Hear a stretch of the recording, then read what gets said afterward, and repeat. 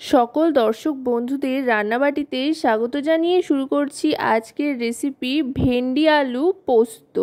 খুব চটজলদি খুবই সুস্বাদু একটি নিরামিষ পদের জন্য কিন্তু আপনারা এই রেসিপিটা মেনুতে রাখতেই পারেন। খেতে কিন্তু অসাধারণ হয়। এর জন্য পোস্ত তো লাগবেই, আর পোস্তর সাথে নিয়ে নিচ্ছি সাদা তিল। পোস্ত আর সাদা তিল মোটামুটি এখানে সমপরিমাণেই নিয়ে নিচ্ছি। চাইলে আপনারা তিলের পরিমাণটা একটু কমাতে পারেন, আর পোস্তর পরিমাণটা একটু বেশি থাকলে টেস্টটা কিন্তু অনেক গুণ বেড়ে যাবে। যাই হোক, এবার তিল আর পোস্তটা একেবারে একসাথে বেটে নিতে হবে। আর এদিকে ঢ্যাঁড়স দিয়ে দিচ্ছি কড়াইতে ভাজবার জন্য। ঢ্যাঁড়সটা ভালো করে ভেজে নিতে হবে। আর এই গোটা রান্নাটাই কিন্তু সাদা তেলে করছি।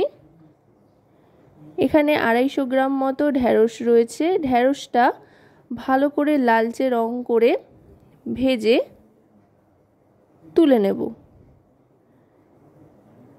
ঢ্যাঁড়সটা তুলে নেওয়ার পর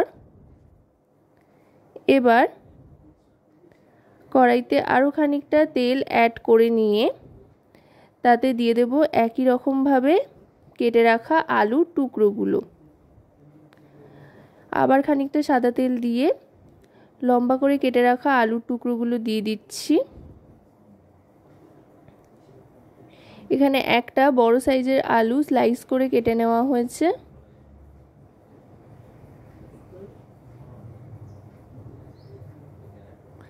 এবার দিয়ে দিচ্ছি স্লাইস করে কেটে রাখা টমেটো আর কয়েকটা চেরা কাঁচা লঙ্কা।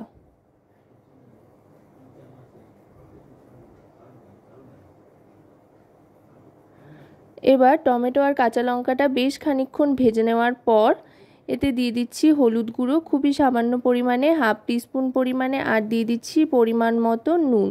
আপাতত কিন্তু আর কোনো মশলাই এতে ব্যবহার করছি না, শুধু নুন আর হলুদ দিয়ে দিলাম পরিমাণ মতো। এবার ভালো করে মিশিয়ে নিচ্ছি। মিশিয়ে নিয়ে এবার গ্যাসের ফ্লেমটা মিডিয়াম টু লোতে রেখে বেশ খানিকটা জল দিয়ে দেব আলুটা সেদ্ধর জন্য।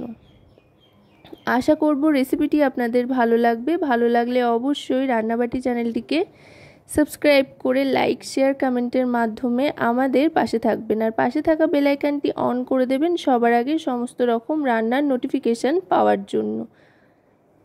এবার ঢাকনা চাপা দিয়ে দিলাম আলুটা সেদ্ধর জন্য।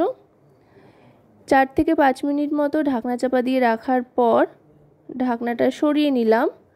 সরিয়ে নিয়ে এবার আরও খানিকক্ষণ ভালো করে রান্না করে নেব।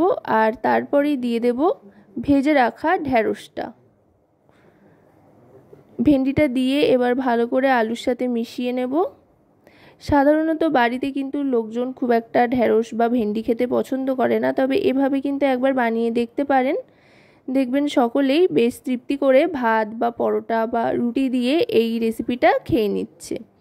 এবার এতে দিয়ে দিলাম তিল আর পোস্তর যে বাটা, যেটা একসাথেই বেটে রেখেছিলাম, আর তারপরে দিয়ে দিলাম পরিমাণ মতো জল।